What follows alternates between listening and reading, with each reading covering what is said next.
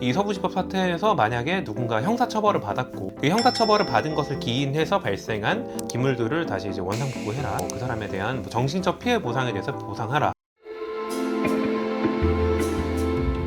네, 여러분 안녕하십니까? 비탈출 우회전 채널의 홍상현 팀장입니다. 오늘 저희 비탈출 우회전 채널에서는요, 얼마 전에 서부지법 사태에 대한 내용을 한번 여러분들께 같이 개인휴생과 관련해서 공유해드리고자 합니다. 서부지법 사태와 관련해서 여러 가지로 좀 형사적으로 좀 처분을 받으실 분들이 좀 있으신 것 같아요. 형사적인 부분들은 조금 더 길게 지켜봐야 될 부분이지만 민사적인 부분은 지금 확실하게 좀 나온 부분들이 있어서 대응을 하셔야 될 겁니다.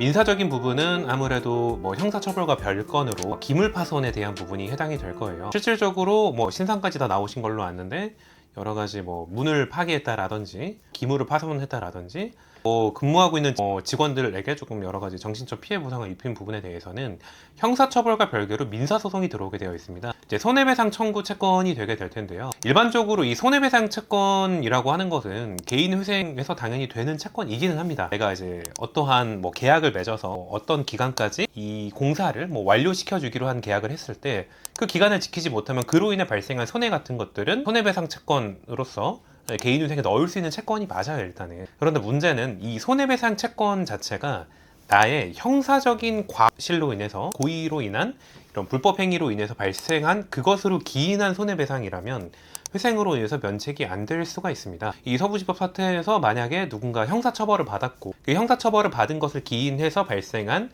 기물들을 다시 이제 원상복구해라. 그 사람에 대한 정신적 피해 보상에 대해서 보상하라. 가까운 예로는 동덕여대 사태도 있겠죠. 이제 동덕여대 관련해서 이 건물에 대한 유지 모습이나 이런 것들은 회생의 채권자 목록에 넣어 볼 수는 있지만 면책을 못 받을 수 있습니다. 한마디로 비면책 채권이 될 수 있다라고 하는 건데요. 이 비면책 채권은 사실 굉장히 깊게 들어갈 부분이 있습니다. 대법원 판례에서조차도 애매하게 해석해 놓은 부분이 있지만 내가 어쩌다가 넘어지면서 서부지법에 있는 유리창문을 깨트렸는데 그로 인한 손해배상 청구는 면책이 되는 거예요. 그러나 내가 처음부터 나는 이거를 깨트리기 위해서 무기까지 준비해 와서 일부러 이거를 깨트렸어. 그래서 여기에 있는 사람에게 정신적 피해를 남기기 위해서 내가 이런 과도한 행동을 했어 라고 하는 의도가 내게 있냐 없냐가 중요한 거예요. 형사처벌을 받았냐라고 하는 것도 물론 이제 굉장히 비면책 채권이 되게 될 확률이 높지만 내가 형사처분을 받았다고 해도 거기에 나의 악의가 있었냐 없냐가 중요합니다.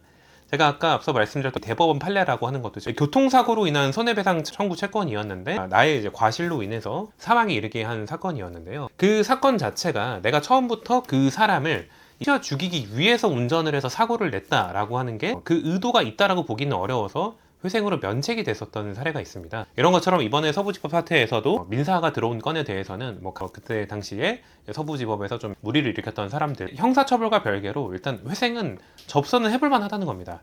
각각 개인마다 나에게 그러한 의도가 있었냐 없었느냐라고 하는 것은 회생법원 재판부에서 판단을 할 문제이기 때문에 그로 인한 회생은 가능하다, 해볼만 하다라고 볼 수 있습니다. 네, 오늘 제가 준비한 영상은 이번에 서부지법 사태에서 민사소송은 과연 회생이 가능할까에 대한 내용이었습니다. 이것과 관련해서 이 내용이 좀 문제가 될 것 같다 혹은 갑론을박이 있을 것 같다라고 생각하시는 분들은 저랑 같이 이제 댓글을 한번 상의해보면 더 재밌을 것 같아요. 다음 시간에 더 좋은 영상으로 찾아뵙도록 하겠습니다. 감사합니다.